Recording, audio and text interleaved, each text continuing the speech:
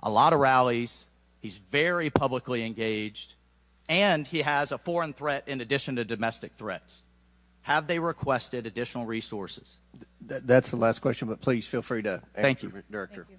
We have continued, as I stated earlier, to increase over the past year the assets that are at the former president's residence and supplied to his detail. Mr. Chairman, if I could just ask for one more indulgence. It is clear you have not been to Butler, Pennsylvania. Leaders lead and should be on the ground. You have not been there. Instead, you went to the RNC, but you weren't originally even going to go there. Where were you originally scheduled to go besides the RNC, a national special security event? I was always scheduled to go to the RNC. Mr. Chairman, I would like to enter into the record that the director was scheduled to go to Aspen, hobnobbing around with, I don't know what liberal elites go to Aspen. That was where you were originally scheduled to go to speak at a forum. I was scheduled to go to the RNC. I was going to leave the RNC for 24 hours and return back to the RNC. I hope, as your predecessor, Julie Pearson, with a security incident on the White House and under the Obama administration and Reagan's Secret Service detail lead, I would hope you would have the dignity for the sake of the agents in the service to resign. Gentleman's time's expired. Thank you. I'd like to enter a few things into the record. First of all, the remaining articles that Mr. Biggs was wanting to enter into the record, without objection, so ordered. Next, I have a written statement from Representative Mike Kelly of Pennsylvania. His district includes Butler, and he has a written statement that we'd like to enter into the record without objection, so ordered. A bipartisan 114th congressional report titled United States Secret Service, an Agency in Crisis. This was prepared by former Oversight Committee Chairman Jason Chaffetz and former Ranking Member Elijah Cummins. And lastly, the issue subpoenaed compelling Director Cheatle's appearance at today's hearing without objection, so ordered. That concludes our question segment. I want to thank the Director for your testimony today. I now yield to the Ranking Member for closing remarks.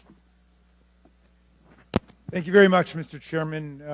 And Director Cheatle, I also want to thank you for your patience over the course of what must have been a very long and trying hearing for you.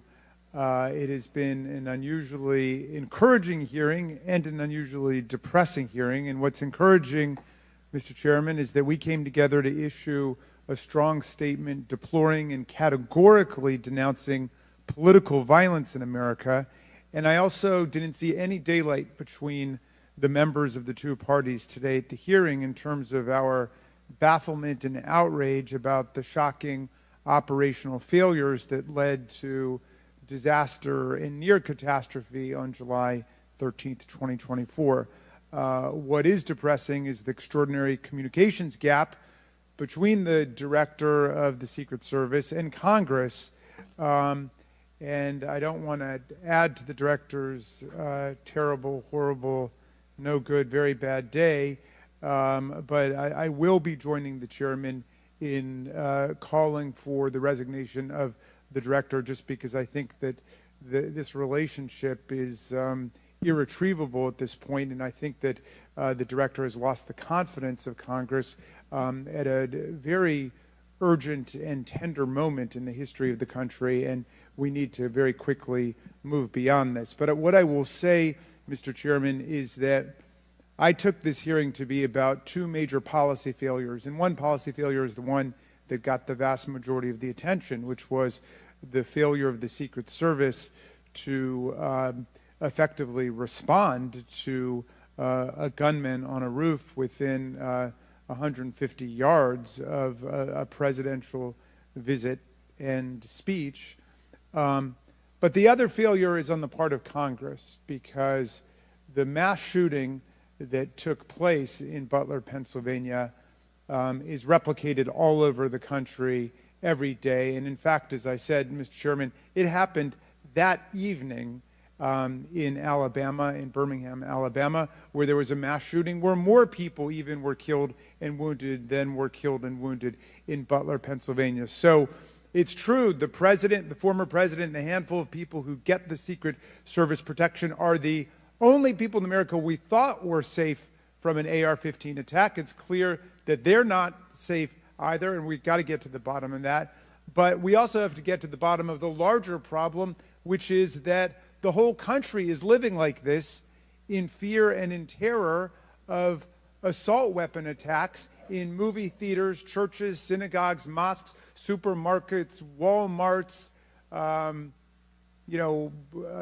any place where an audience or a public gathers. And the worst was in Las Vegas, where a gunman got up on a roof and then just mowed down 60 people below him and wounded hundreds and hundreds of other people. So we've got to deal with that problem.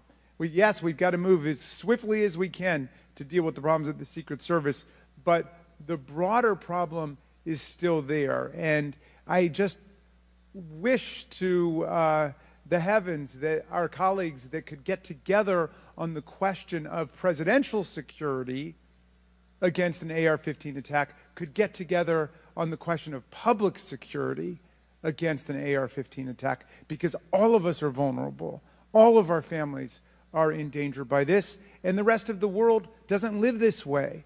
And we have to look to see how uniquely strange it is that we allow 20-year-olds to access AR-15s, weapons of mass destruction, and show up in public places to endanger other people. And I hope, Mr. Chairman, we can work together on that with the same spirit of bipartisan commitment to the public safety that was exemplified here today. And I yield back to you. The ranking member yields back. I'll deliver my closing remarks. Director Cheatle, I subpoenaed you to appear today to get answers for the American people about the failures that led to the assassination attempt of President Donald J. Trump. Unfortunately, you refused to answer today. And this committee is not known for its model of bipartisanship, but I think today we came together unanimously in our disappointment for your lack of answers. You've stated that the FBI will investigate and give a report, and you estimate 60 days.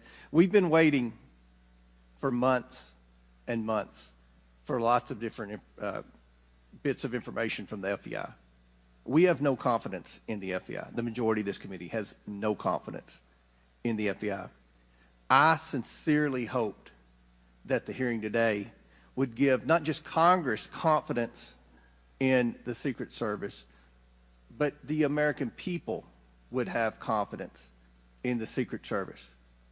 We don't have confidence, not just in Congress, but I don't believe the American people tonight when they go to bed are going to have confidence that the Secret Service is the best it can be at protecting President Biden, at protecting the First Lady, at protecting President Trump, at protecting their families. That's what the primary role for the Secret Service should be. And some people have said and speculated, well, there needs to be more money and more employees. As I stated early on, $3.1 billion, I believe next year it's going to be $3.2 billion budget, over 8,000 employees. If the Secret Service is spread too thin and doing things like inspecting counterfeit, which is what the Secret Service was created to do, was to inspect counterfeit money and things like that with the Treasury. If it's spread too thin, then we need to come together in Congress, and I think we can do that in a bipartisan way to narrow the focus of the Secret Service, to protect the leaders of our country, to protect our elections by protecting our candidates. And I don't believe we have any confidence that you can do that as the leader of the FBI.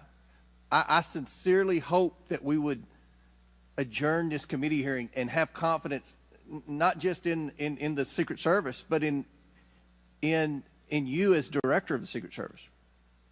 But we do not. Taking responsibility requires a lot of things. It means providing transparency. It means answering simple questions. It means providing a specific timeline of July 13th to this committee and the American people. I mean, it's been 9 days. There were people that were demanding that we have a hearing the next day or 2 days following the shooting. And I said, no, we need to give the Secret Service ample time to be able to answer those questions. 9 days. 9 days. And I don't think we answered very many questions that the American people have. I don't think there was I've never said this before, and I've presided over a lot of hearings. I don't think there was one question asked by anyone that the average American hasn't already asked at a diner or at church or at a ball game. The American people have questions. They deserve answers. Congress deserves answers. You were subpoenaed today to provide answers, and ma'am, you did not do that. So, as Ranking Member Raskin stated, he and I will be sending a letter requesting that you submit your resignation as a step toward accountability in what happened. And one of the biggest frustrations that many of us have, especially on this side of the aisle, is that there's never accountability in this administration. And when you look at the debacles prior to July 13th, I mean, it would be hard to beat the withdrawal in Afghanistan, the debacle there, and no one was held accountable. To this day, no one has been held accountable for that. But here we have clearly video showing people notifying the police, and the police are blaming the Secret Service. The Secret Service are blaming the police. Homeland Security is blaming everybody. But at the end of the day, after this hearing and after our request for information, we don't have any answers for the American people, and we don't have that confidence that you can lead the Secret Service to restore the confidence. And again, I commend the ranking member for joining with me in the letter asking your resignation, and we certainly hope that you will take that to heart. With that and without objection, all members have 5 legislative days within which to submit materials and additional written questions for the witness, which will be forwarded to the witness. If there's no further business, without objection, the committee stands adjourned.